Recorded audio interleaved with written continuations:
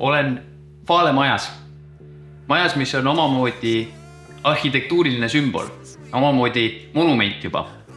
Ja Vale maja, kui öelda, ega kellelegi vaja täpsemalt selgitust. Kõik teavad, millega tegemist on. Ma olen siin, kuna müüki tuleb üks väga eriline objekt. Korterid ei tule siin tihti turule. Vahest alumises paekiviste osas tuleb mõni äripinna kujul, mõni korteri kujul. Aga me ei ole alumises paekiviste osas.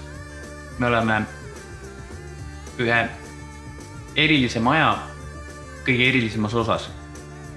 Me oleme Vale maja klaasist kõige ülemises tipus. Ja ma tean, kuna see maja siin juba Tartu maantee ja Järvevana ristumiskohal omamoodi tõesti nagu monument juba on, siis kes kutsub Vale maja seda ülemist klaasist osa akvaariumiks, kes kutsub seda kasvuhooneks, aga samas, kes ei tahaks siin elada või vähemalt siin kinnisvara omada.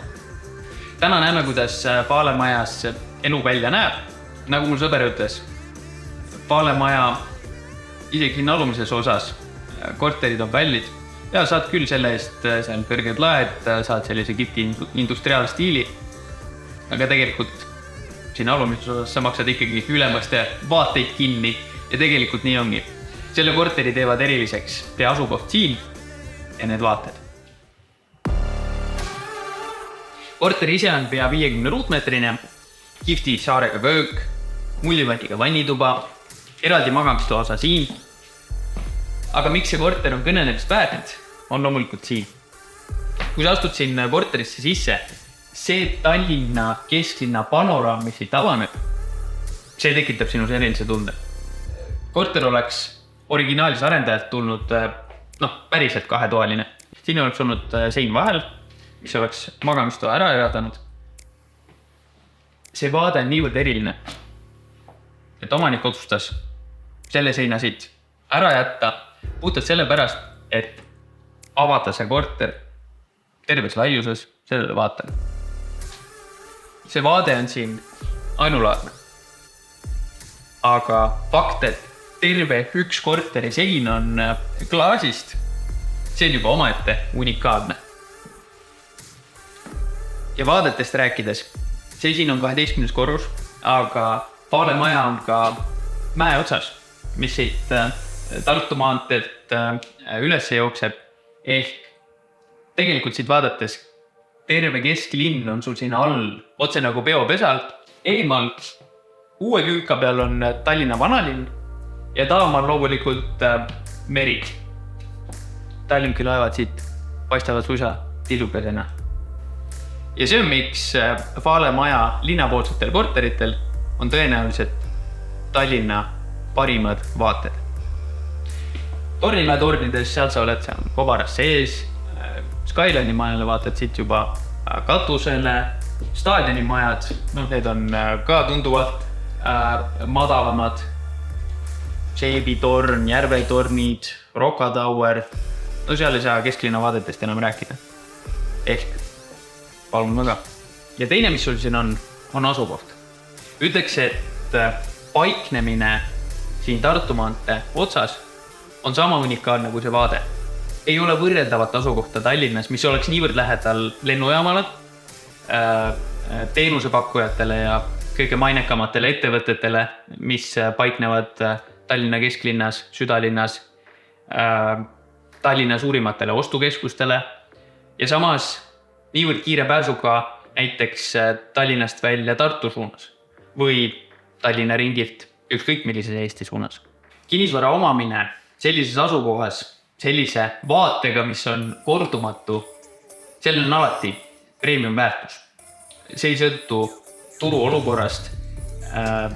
Siin on ostja jaoks alati väärtus, kuna kinnisvara sellises asukohas on piiratud. Analoogi võib siin tuua autode turuga. Eelmise aasta alguses üllatati maailma, kui tehti kõige kallim automüügitehing.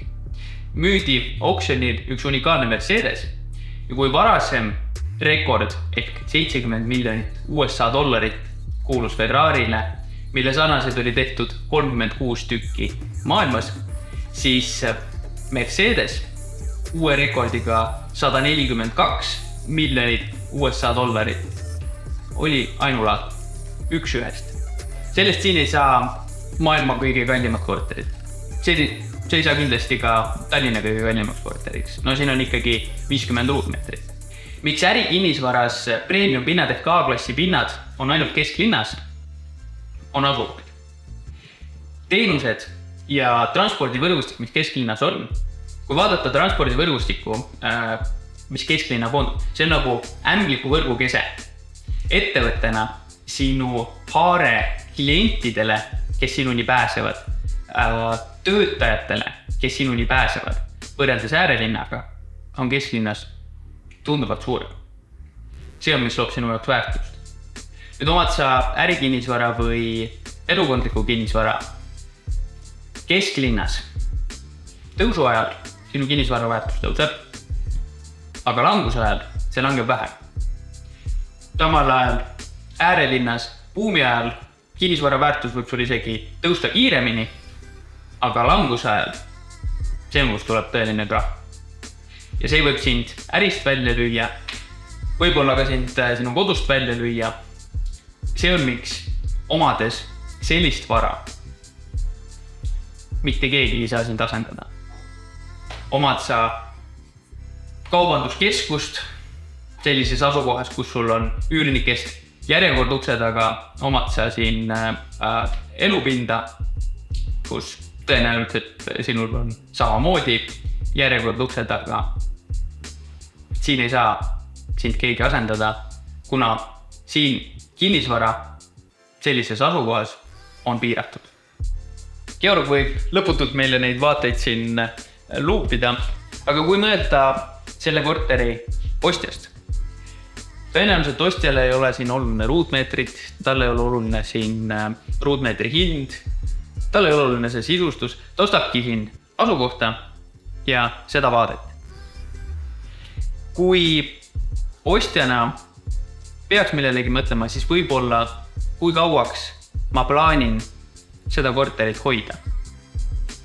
Vahet ei ole, kas enda tarbeks, investeeringuna. Kui vastus on 5 aastaks, võib-olla mõni tõesti ostabki enda lõbuks, puhtalt, et tal oleks kõige parem vaade. Kui vastus on 10 aastaks, 20 aastaks, see on ostja, kes saab siin tõeliselt hästi premeeritud. Vahet ei ole, mis on turutsükkel, pole oluline, millised popid piirkonnad Tallinnas on veel juurde ehitatud. See ostja selle aja peale, tema kinnisvara väärtus siin on kõvasti kasvanud selle aja. See oli Paalemaja ja Paalemaja tipp. Loodan, et meeldis. Järgmise korrani. Tšau!